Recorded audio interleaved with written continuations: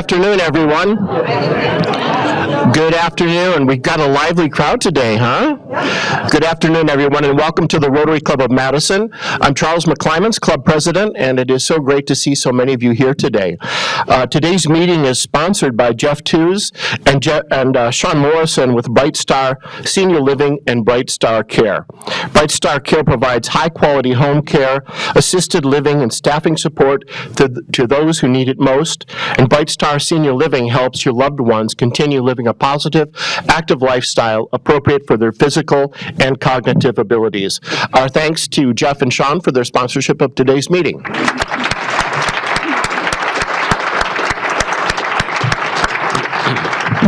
Please remain standing, and Dave Ettinger will lead us in singing America the Beautiful with Michael Richmond at the keyboard.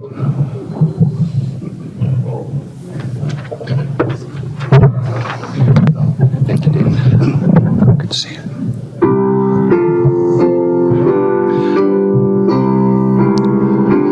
Oh, beautiful for spacious skies, for amber waves of grain, for purple mountains, majesties above the fruited plain. America, America, God shed his grace on thee, and crown thy good with brotherhood from sea to shining sea. Thanks. Thank you, guys. Thank you, Dave. Thank you, Michael. Please be seated. Today's guest will be introduced by the one and only Steve Goldberg.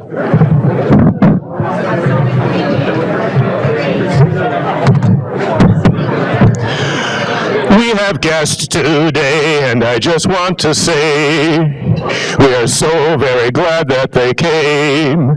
They're a good-looking bunch. They've joined us for lunch, and soon I will call out their names.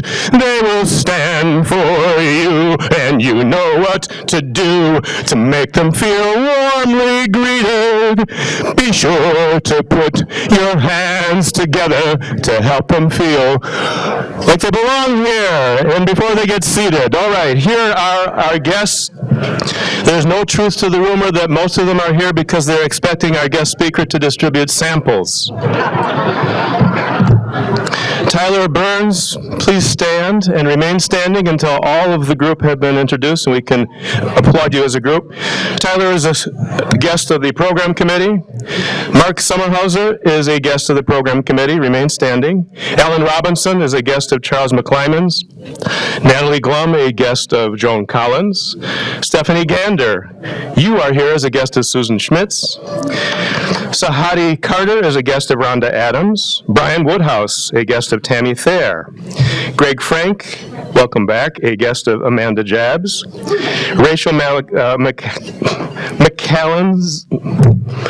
Rachel is here as a guest of Lee Schwartz. I'm sorry, last name McAlexander. Did I get it right?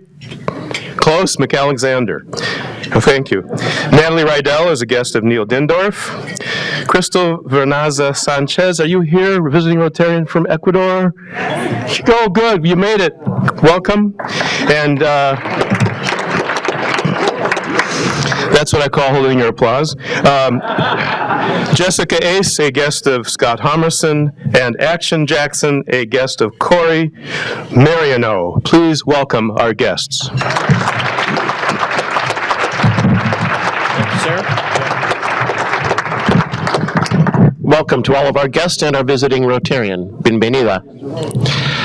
Today's moment of gratitude is going to be provided by none other than our very own club member and district governor, Michelle McGrath. Come on up here, Michelle. Michelle has been in Rotary since 2008, and she is a past president and current District 6250 governor, which is keeping her rather busy, right? Michelle actually has double duty on our agenda today after she's finished with her moment of gratitude. She's going to share about TriCon, an upcoming opportunity in the district. Let's welcome Michelle to the podium. How are you? Thank you so much, President Charles. I'm going to start with my first moment of gratitude is I don't typically come dressed so casually to Rotary, but my son, after I leave here, I'm heading back to the high school because he's signing with the University of Minnesota Duluth for football today. Yes. Cheer loudly.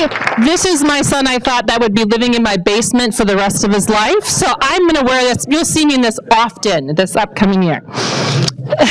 But my moment of gratitude for Rotary.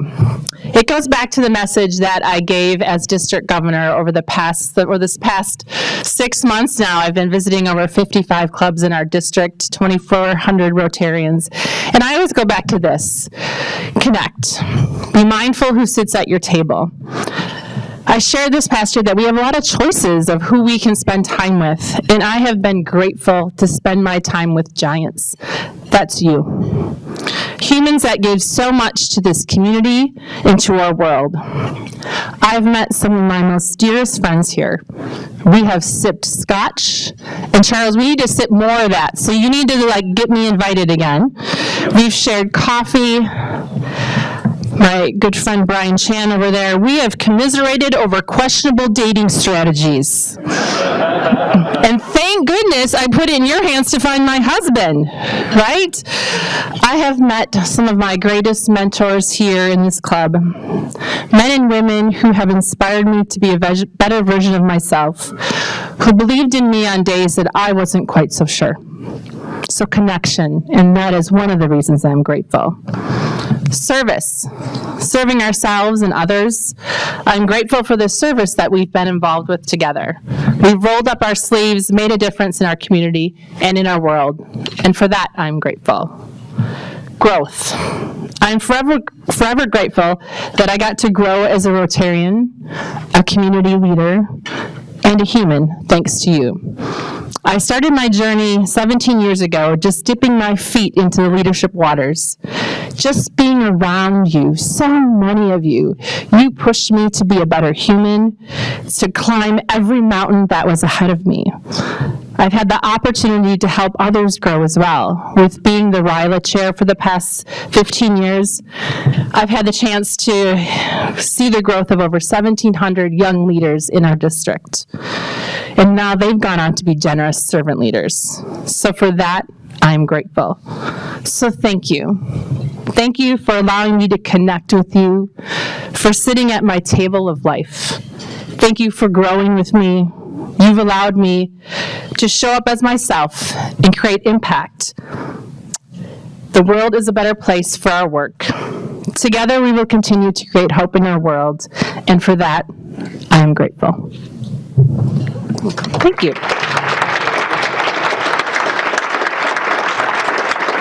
Okay, now I'd like to bring up Areli to join me at the podium. It is so great to bring my fellow Brava 2023 woman to watch up here with me. Wow, watch out. We're here to get you excited about TriCon, and I'm just saying, number one reason why you should be excited for TriCon, because we're going to be there. Yes. Right? Number one, right. Absolutely. Okay. So mark your calendars, Rotarians, this April 18th through the 20th in Green Bay, Wisconsin. TriCon, for those of you that don't know, is a collaborative conference that is with 3 districts that come together, filled with speakers, workshops, fellowship, and fun. It's an opportunity to learn from our plenary speakers and workshops and connect with Rotarians from Michigan, Minnesota, and Wisconsin, and an opportunity to be inspired to serve locally and internationally. Race on. Thank you. I'm already feeling really, really inspired just by listening to your moment of gratitude, and I'm just really, really excited to be here once again. I attended TriCon, I think, a couple of years ago, and it was a really, really great experience. Talk about connecting organically, right? So, and I'm supposed to be reading off a script, I'm sorry. So I did ended up making a lot of connections with a lot of Rotarians, and I think it really speaks to the service above self. And so that will be taking place in Green Bay. Auto Gallery, and then Michelle. All right, so I think we'll go to the next slide, but as some of you know, mental health is near and dear to my heart, so I'm really excited that we get to welcome Dr. Chris Carr. He'll be our opening speaker on Friday, and he's the director of the Performance Psychology and Team Behavioral Health from the Green Bay Packers, and it's going to be a tailgate extravaganza, and next slide, you are going to love it. Look at that, there's more of that. We also have some Rotarian giants. RI Foundation Director Greg Pott and Taylor Hewitt, a young rising star Rotarian who helped found a 400-person Rotary Club when she was in college. And we also have John Krim, who was our very own Madison Rotarian, one of Wisconsin's most influential Black leaders. You are not going to want to miss seeing her. Plus, I think next slide, we have over 24 workshops to help you create hope in your communities and in our clubs. Yes. I am not here to sell anything to none of you. However, TriCon is an opportunity for all of us, for all Rotarians, to learn from inspiring speakers about the work of Rotary around Wisconsin and the world, and bring that knowledge and inspiration back to Madison. When I attended TriCon, I ended up connecting with a Rotarian that lived, she was in Madison and she moved to Florida, and then somehow she was part of the South Rotary, and then I just ended up coming back. I went to TriCon to represent the international committee because Gary Tree asked me to do so. I don't think he's here today, but I was assigned to just collect information from other Rotarians about their interest in joining us in the international project that we were embarking on. So it was very, very great just to connect with people that have similar interest. So I came back with maybe a list of 14 individuals. And then I also got to party. The best thing, my highlight was the sweet after parties.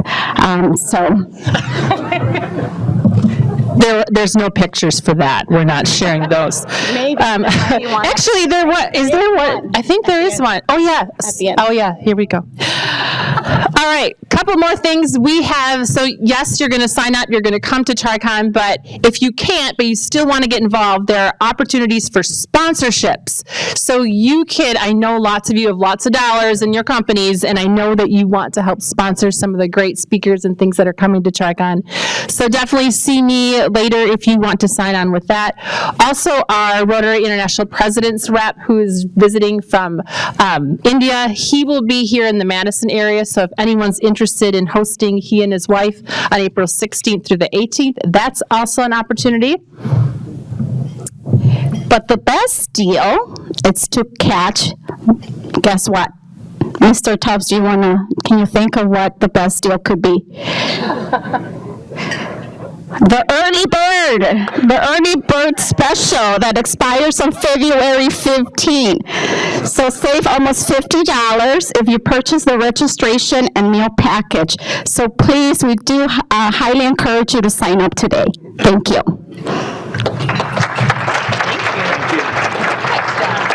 Great job, guys. Thank you, District Governor Michelle and O'Reilly. Thank you so much. I will be there. let's support District Governor Michelle. Let's support past President Jason Barron, who has planned. He's been spending the past year planning this conference. He's leading it this year. So we hope to see a good contingent of Rotarians from the largest club in the district represented at TriCon. So please join me there. And new members, you can join us too. We have 3 new members today, and I will now introduce them. The first is, and when I call your name, please stand with your sponsor. First is, will Lindsay Giese and her sponsor, Ron Luskin, please stand? Lindsay is the Director of Philanthropy for the Unity Point Health Meritor Foundation. She was born in Madison and now makes her home in Prairie du Sac. Lindsay holds bachelor's degrees in Arts Administration and Music Theater from Viterbo University. She was named Volunteer of the Year in 2020 by the Sauk Prairie Area Chamber of Commerce and was also named a Distinguished Alum in Professional Development from Viterbo University in 2021. In honor of Lindsay's service to the Sauk Prairie River Arts Center, the Giese Green Room of Leola Hall was named in her honor.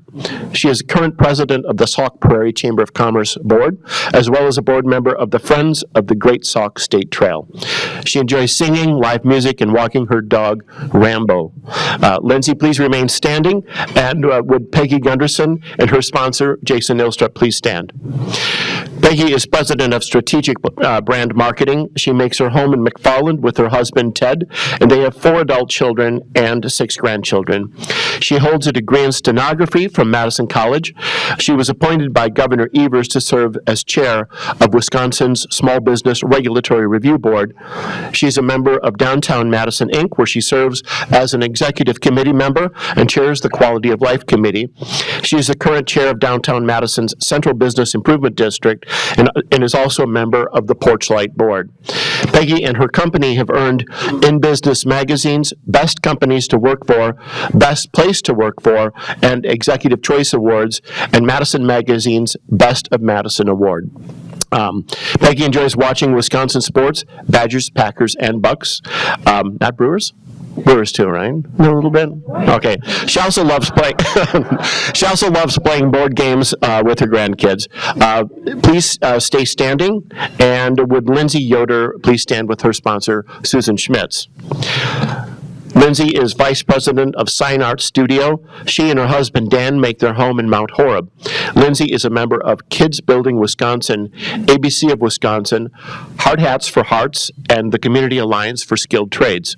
She is the Visionary of the Year candidate for the Leukemia and Lymphoma Society and is 2023 Mission Award recipient. Lindsay and Sign Art Studio were named Business of the Year in Mount Horeb in 2022. Being outdoors, yoga, and engaging with people are among her passions.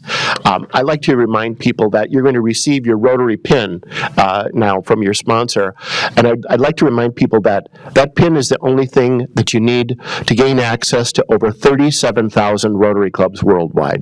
So think about that. Let's welcome our new members.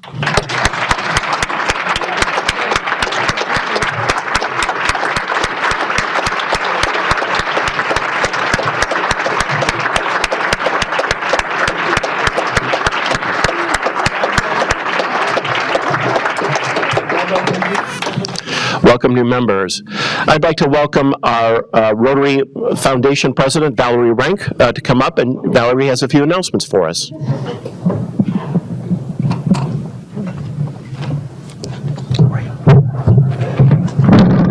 Thank you, Charles. I'd like to introduce members to nominees of our Madison Rotary Foundation Board of Trustees. This year's nominees for 4-year terms on the Madison Rotary Foundation Board of Trustees beginning July 1 are, please stand if you're present, Kirsten Houghton, Stacy Nemeth, and Ashley Quinto Powell. They would join continuing trustees who are now showing on the screen. The election of new trustees will take place at the annual meeting of the Madison Rotary Foundation just before our regular Rotary Luncheon, Wednesday, March 13th. As prescribed by the Foundation bylaws, Any 10 members of the Madison Rotary Club may submit in writing, signed by 10 said members, any additional name or names to the Foundation Secretary, Pat Jenkins, sent to our Rotary office for inclusion on the ballot. All names submitted prior to March 1 shall be included on the ballot. Let's thank Kirsten, Stacy, and Ashley for their willingness to serve on the Foundation's Board of Trustees.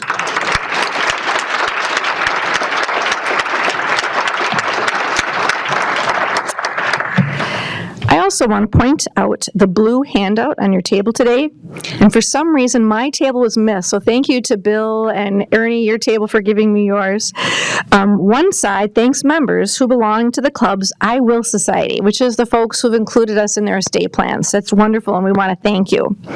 The other side invites everybody here to 2 sessions that we're offering as a service. Virginia Bartels will present the first session, Tuesday, February 27th, which addresses estate planning essentials and the documents that you need. The Thursday, March 7th session, led by Daryl Benke, will cover more advanced topics. We promise those 1-hour sessions will be valuable, and we're only going to give a real gentle reminder about the Rotary Foundation, but we're going to end with everybody's favorite: free food and beverages.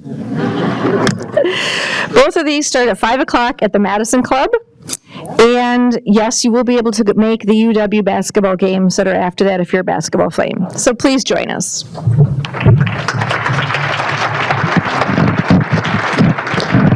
Thanks so much, Valerie.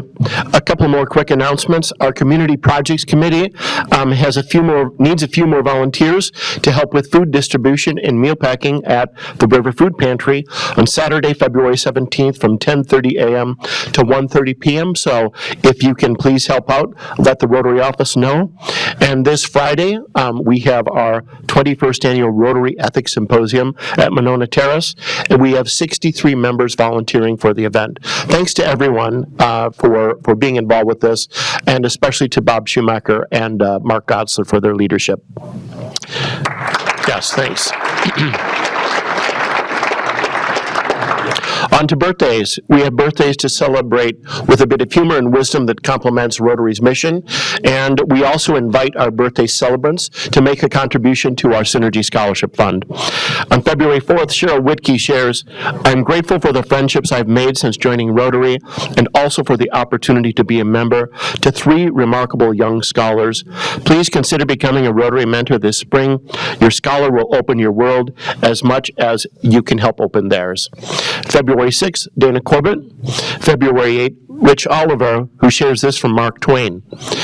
"When your friends begin to flatter you on how young you look, it's a sure sign you're getting old." And our Braden Fu, our Rotary Youth Exchange student, also celebrated his birthday on Monday. So let's wish all of our celebrants a happy birthday. Okay, now.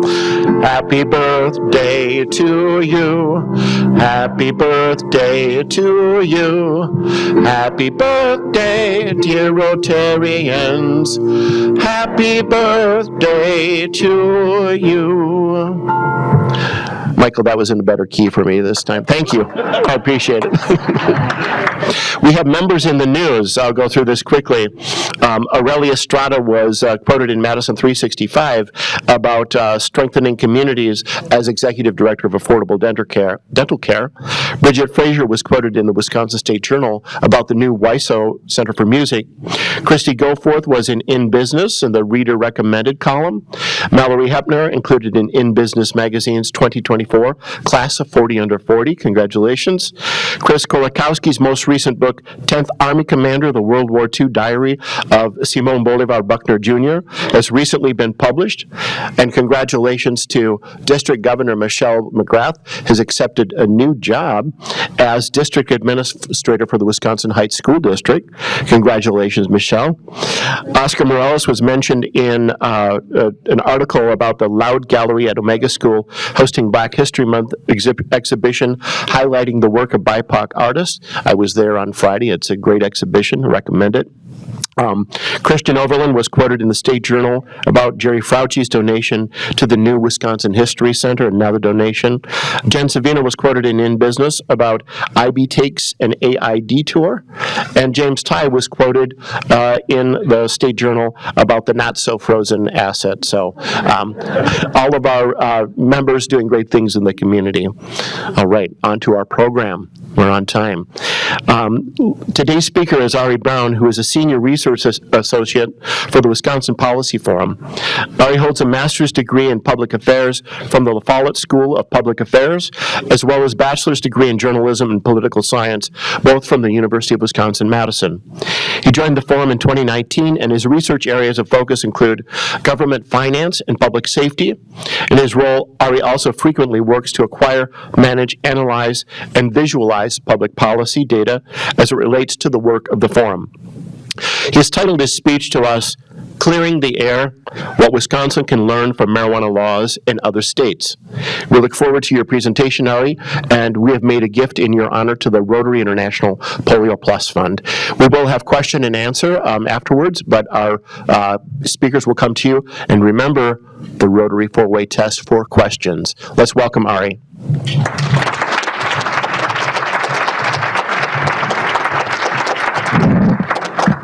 There we go. Hello, everyone. Good afternoon. I'm so excited to be here. I was recounting to two other members of the forum with me that this is a little bit more singing than I'm used to at a forum event, but I'm really glad to be here. So before I get started on our topic for today, I just wanted to tell you a little bit about the work of the forum. So some of you may have heard of us before. I do see some familiar faces in our audience, but the Forum is a nonpartisan, nonprofit state and local policy research organization. Our main office is in Milwaukee, and we also have an office right here on the square. Our main areas of research are government finance, education, and economic development, but as you'll see today, we like to branch out into a wide array of public policy topics, things that are on the minds of Wisconsin residents. We exist as the forum based on a merger in 2018 of two different organizations. You may have heard of the former Wisconsin Taxpayers Alliance, which was our Madison-based branch, which merged with the Public Policy Forum, which was in Milwaukee. Both of those institutions have existed for quite a long time before 2018, so we have a rich history here in the state. There we go. So our topic today is marijuana in Wisconsin and clearing the air. I have up here two different titles of reports that we've put out that I'll be discussing today. I also have, some of you may have heard that there was a bill that was working its way through the legislature. We'll talk a little bit more about that bill towards the end with some anecdotes sprinkled throughout. But I'm here really today to talk about where things are in Wisconsin right now, where things are in Wisconsin's surrounding states, and what the future of marijuana might look like in Wisconsin. So where Wisconsin stands right now, we are one of 12 states that does not have a comprehensive medical program. So all of the orange and white states on the map are the states that do not have some sort of medical marijuana program. California being the first state to institute one in 1996, almost 30 years ago. We are also now one of 26 states without an adult use regulated program, otherwise known as recreational. That is the orange and white and yellow. All of our green states are the states that have recreational marijuana. And the first states to do so were Washington and Colorado back in 2012. Interestingly, as I'll get into our first report here, there were the same amount of states, or not the same amount, there were more states that legalized marijuana since the beginning of the pandemic than all of the years before that. So things have really taken off in the last couple of years. So recent activity, we have had lots of proposals from particularly the Democratic Party. Each of the last three state budgets have had some form of marijuana included in them. Proposals from the governor. The first back in the 2019-2021 state budget had a proposal for medical marijuana. The two most recent budget proposals have included recreational marijuana. State Senator Melissa Agard, who represents, I believe, like the east part of the city, who is on her way out as well, has introduced a number of different proposals to legalize marijuana for recreational purposes. None of those have passed, as we all know, but at the same time, there has started to be some bipartisan movement on this topic. So back in 2022, State Senator Mary Felskowski, who represents an area in the northern part of the state, authored a medical marijuana bill. She has been kind of the most outspoken in terms of getting some sort of bill passed. She has some personal experience that did fail to pass the Senate. And also, as I mentioned before, there is a new bill that was pitched, hinted at the very end of last year, pitched at the beginning of this year, regarding medical marijuana, that we believe now is pretty unlikely to become law.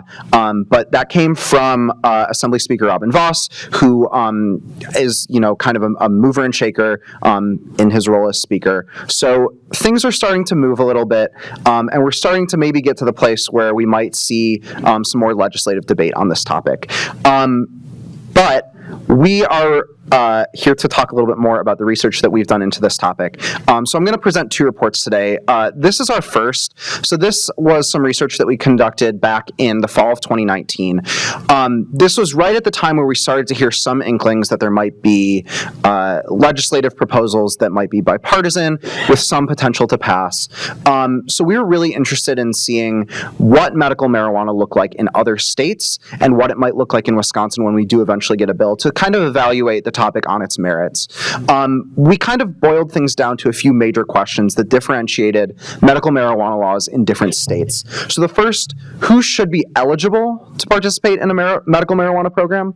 The second, how would those who qualify for the program be able to access the substance, and what structures should be in place to regulate that process? And the third question, should Wisconsin place a sales or excise tax on medical marijuana? And if so, how high should taxes be? So I'm going to get into all three of those questions. So just to kind of start out, where are things now? Where are things at when we wrote this report?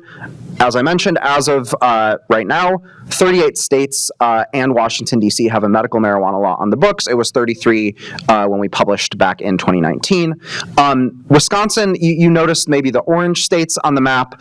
Those are states that have a hemp law, CBD law, in place. So the sale of hemp products is allowed, which would be things under 0.3% concentration in tetrahydrocannabinol, or THC, which is kind of the substance in marijuana that gives users a high. So in many other states, and this was kind of a major focus of our research, nearly all states at that time that had a recreational law were passed by ballot initiative.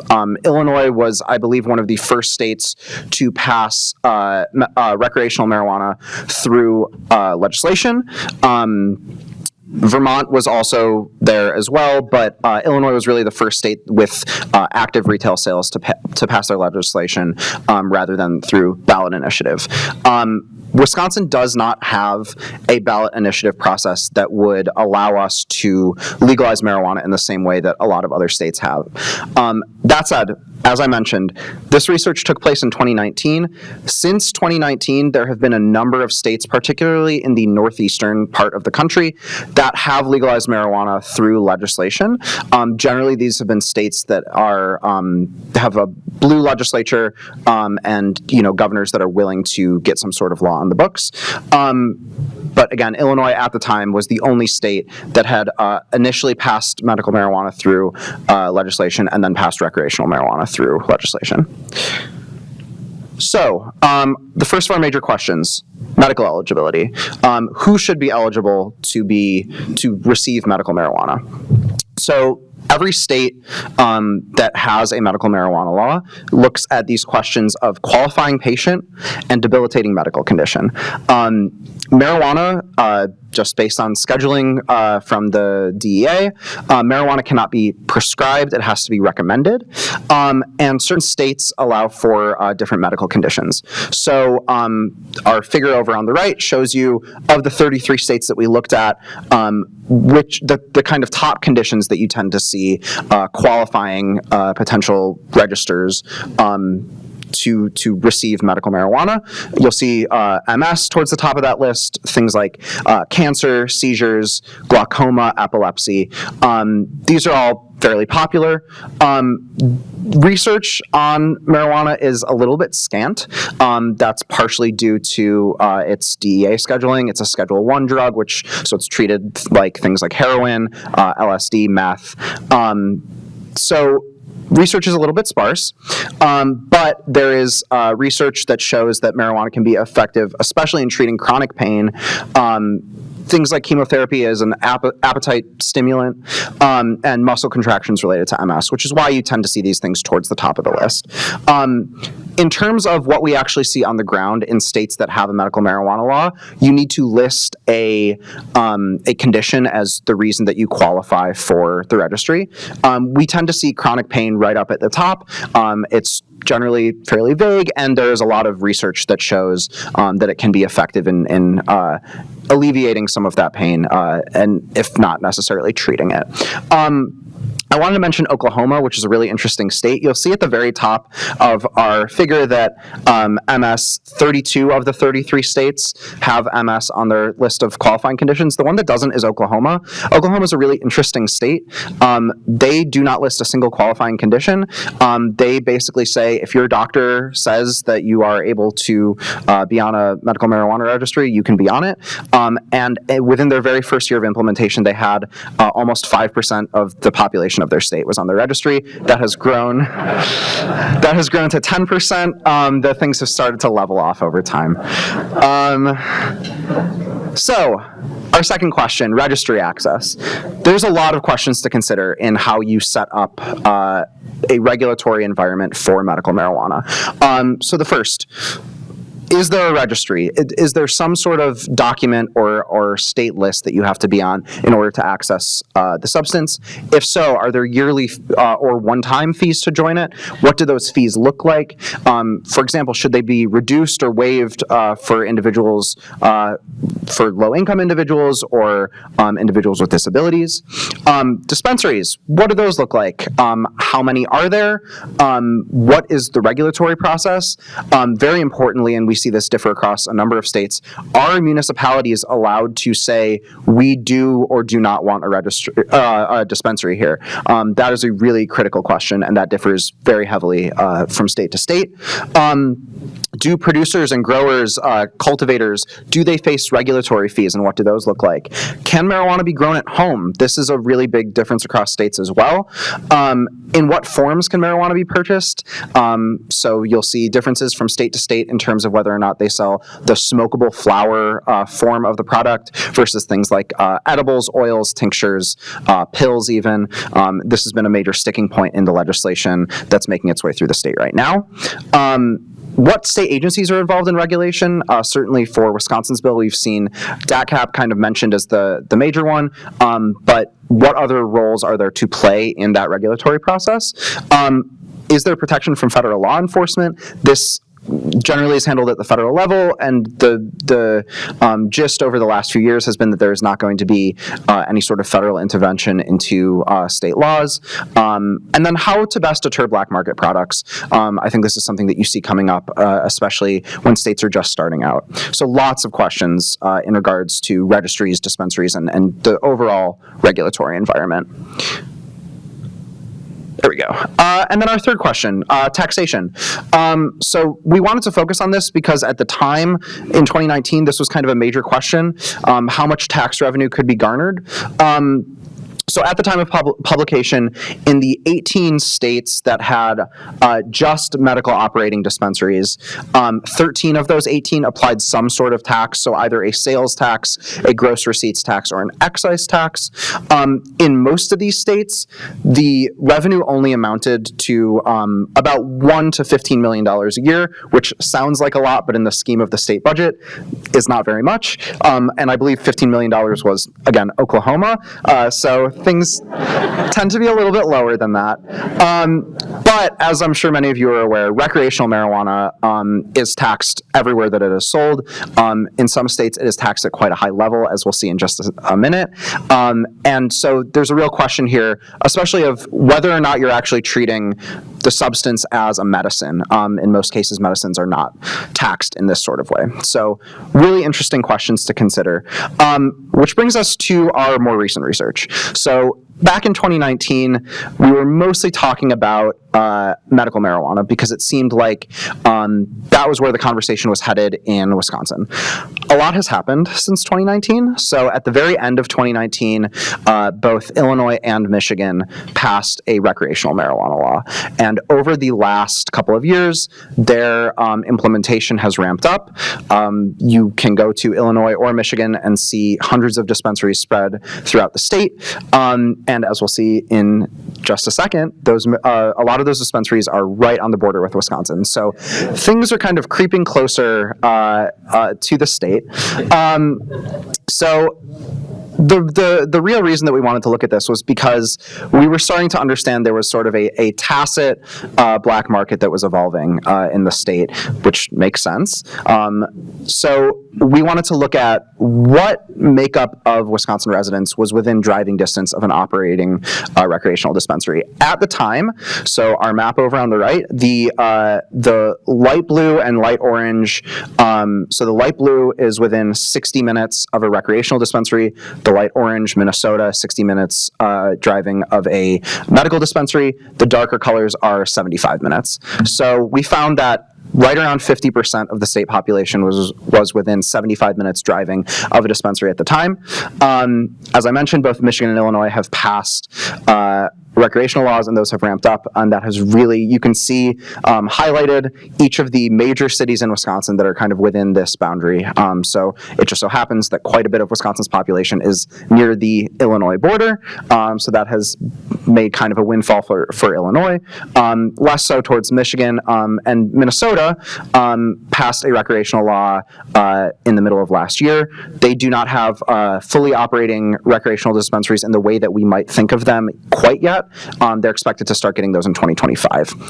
So we wanted to, again, we wrote this a year ago. We wanted to look back because obviously things have evolved in both Illinois and Michigan. So just very back of the napkin, we redid those maps very quickly.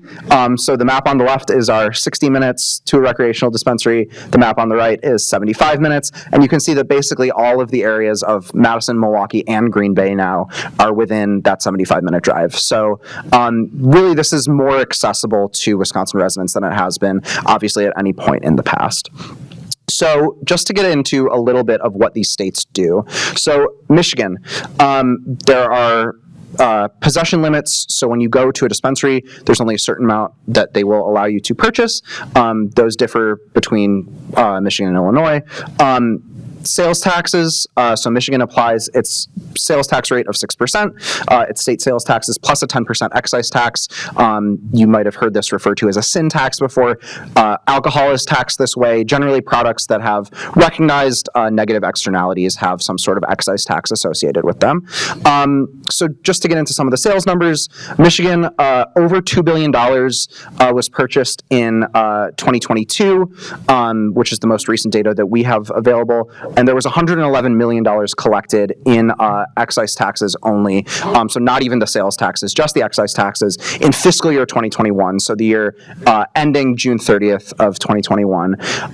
They tend to send that revenue to a couple of specific places, so they're municipalities and counties, kind of like the way that our shared revenue program works in Wisconsin. They also send some to the school aid fund and the transportation fund. So three kind of major places. They are a state that allows their municipalities to opt in and out of allowing dispensaries. Over time, more and more municipalities have opted in, which is one of the things that we get into in the report. And they've seen their dispensary operations kind of grow over time. At the time that we published this last year, they had a little over 600 dispensaries. They now have over 750. So more and more each year. And at the same time, with that kind of expanse in supply, they have also seen a drop in price. So another critical component there, certainly for purchasers.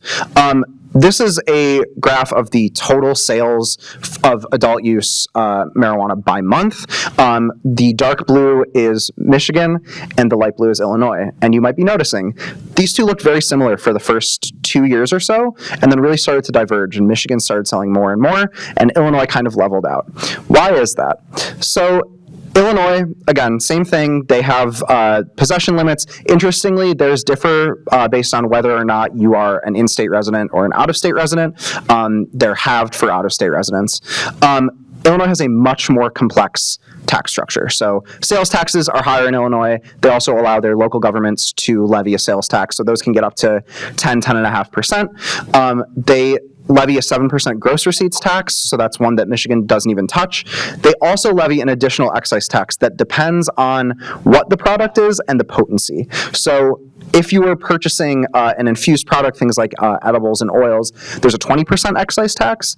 And then depending on the THC concentration, the tetrahydrocannabinol, the chemical compound that produces the high effect. If you have a product that is over 35% THC, it's an additional 25% tax. If it's under, it's 10%. So you might be noticing it's a lot of tax. Adding all of those up, you can get up to taxes in the 40% range, which is not something that we generally see with other products. Their sales were $1.63 billion in 2023, which is, as you noticed, less than Michigan. So in addition to having these extremely high taxes, they also have about 1/4 the amount of dispensaries. Their number is also growing, but it's growing much more slowly. Their revenue goes to a wider array of items. I want to just highlight the Restore, Reinvest, Renew program, which gets a quarter of all tax collections. This is looking at things like restorative justice to communities that have been harmed by marijuana laws, criminalizing marijuana in the past, which is, I think gotten a lot of attention in Illinois, but it also goes to a number of other items in their state budget. So important stuff. One of the things that we wanted to look at, especially with Illinois, because they track who is purchasing and where they're from, we're able to discern in Illinois what percentage of their sales are going to out-of-state residents. So you can see when they started out, we were right around 25%, and we rose all the way to 35% kind of towards the end of 2021. That has declined, but importantly, 3 of Illinois' surrounding states, Wisconsin being one of them, Indiana and Iowa being the other 2, marijuana is still illegal for medical and recreational purposes, so we believe that drives quite a bit of the purchasing there. The Legislative Fiscal Bureau did their estimate last year and found that Wisconsin residents in fiscal year 2022 paid about $36 million in taxes to Illinois only. So quite a bit. And again, Illinois' taxes are pretty unusually high, but interesting to point out. Just real quick before we turn things over to questions, I just wanted to mention Rotary reached out to me in October, and at the time there was no discussion of this, and things have evolved since then. So I mentioned the law that, or the legislation that has been put out and passed has been discussed in the Assembly, rolled out in early January. The main provisions of that we got, and we feel justified in looking at things the way that we did in 2019 because a lot of the items that we touched on were really critical components of that bill and the way it was authored. So the number of dispensaries, that came up. The bill mentions 5 state-run dispensaries, which has been a major sticking point. There's no other state that we're aware of that runs their dispensaries via the state government. This would be kind of akin to states like Ohio and Pennsylvania that have state-run alcohol liquor stores, but we are not aware of other states and that have that for marijuana, and that has been a major sticking point, certainly with Senate Republicans. The regulation, as I mentioned, occurs through DATCAP. Interestingly, this was a law that was pitched allowing marijuana in most forms except for the smokable flower product, which is what most people associate with the substance. That has been a major sticking point for Assembly Republicans. But I did want to also point out that Minnesota, that now has recreational marijuana, when they had medical, for the first number of years after their law was passed, it was the exact same way. So that is not as uncommon as it is made out to be necessarily. The qualifying condition list looked largely like it did in many other states. And then also patients plus up to 3 caregivers could be on the registry. That's also very common. As I mentioned, most recent update, unlikely to pass. It has not gotten the kind of approval in the Senate that would really be necessary to get this made into law. But it is interesting to see things start to move forward. And this has been certainly the closest things have gotten over the last number of years.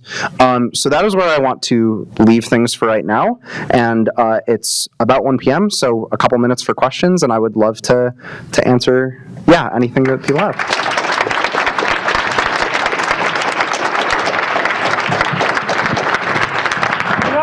Hi, thanks for your good presentation. I'm just, Bob Winding. Thank you. Okay. Just wondering from a pain management standpoint, what is the most effective, is it gummy, is it the flower, is it, just asking for a friend. I am not super aware of a difference in types, but if that research is out there, I would love to be made aware of it. Yeah. Hey, good afternoon, Ari. Thank you for your presentation and the detailed data.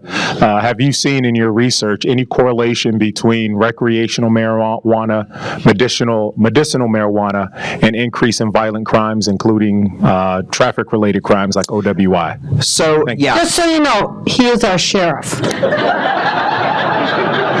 I tried to tuck the badge away. It didn't work. Sorry.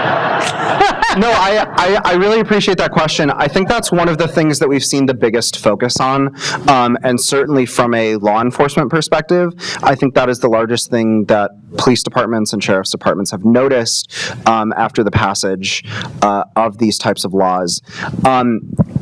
Unfortunately, there is just so little research into the longer-term implications of public health and safety, specifically in the United States, just because recreational marijuana is so new.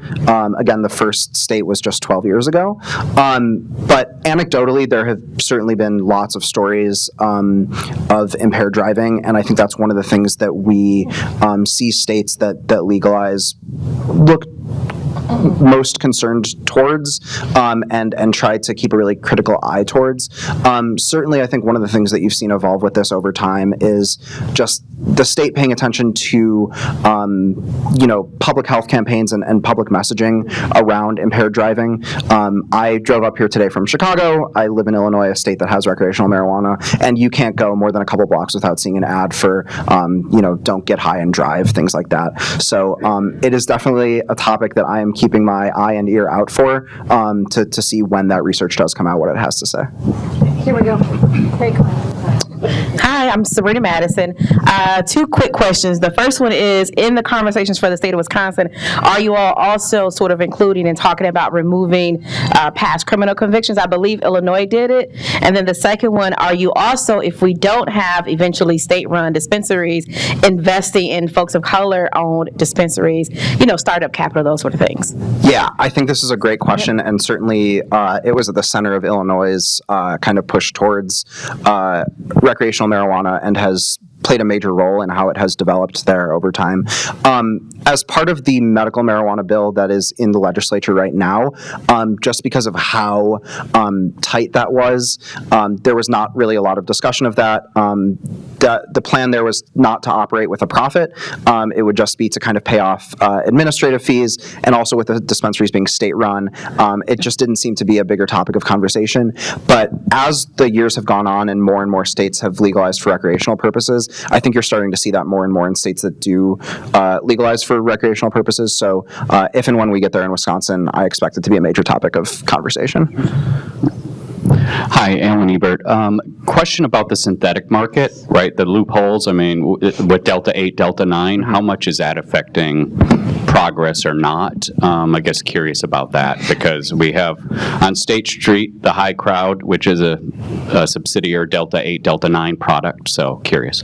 Yeah, you know, this is not a topic I am super tapped into from a policy perspective, just because the state doesn't collect the data, but we have seen it obviously evolve in Wisconsin, and you know, with the 2018 Farm Bill, which kind of set the standard for the sale of hemp products, you know, in those 9 orange states from the map all the way at the beginning, that's really what controls things there.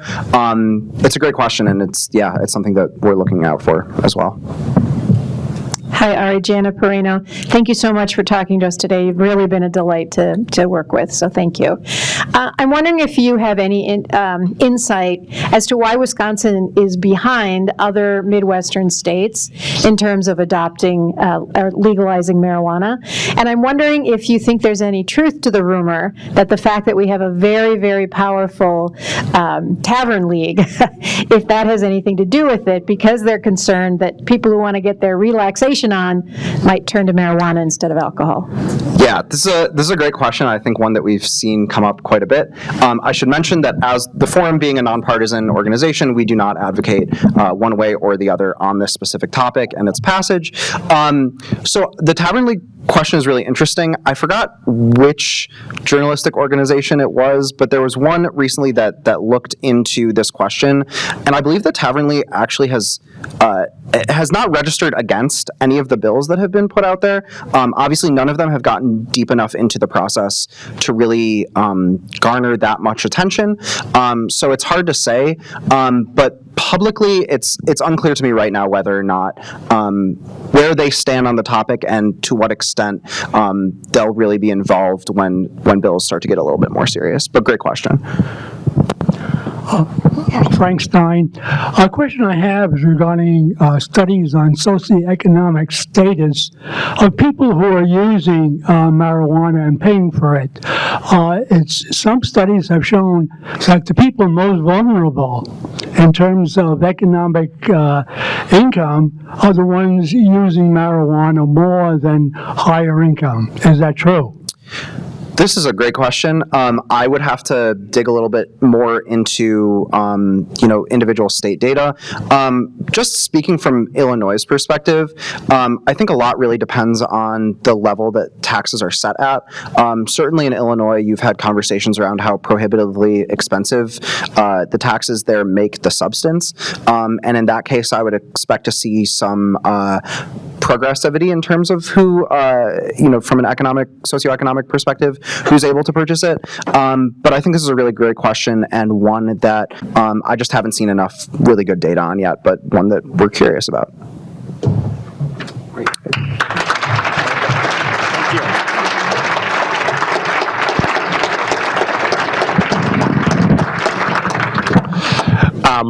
So, Ari, I don't know if you're able to stick around for a few minutes afterwards if people have more questions. So, thank you so much. An emerging and very interesting topic, and something that we should all continue to pay attention to. Just a reminder that we're going to have Ed Futa speaking about Rotary 101 today for anybody who's interested in learning more about Rotary, really from a global perspective. And it's going to take place in the back. You see those 2 cleared tables?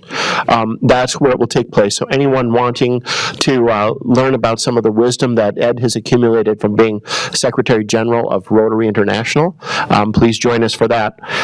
There are flyers on the table as well. Let's see. Yeah, if you're going to be talking, we'll kind of leave them. They're going to be clearing the room, but we're going to leave those tables. And so, if you want to continue your conversations, maybe adjourn out into the hall. Next week, please join us when we will hear from Blake Roberts-Crowell. about the Madison Forward Fund, a guaranteed income experiment. So hope to see you all back here next week.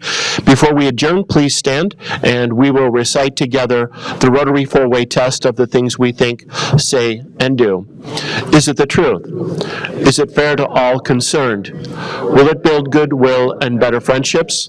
Will it be beneficial to all concerned? We are adjourned. See you next week.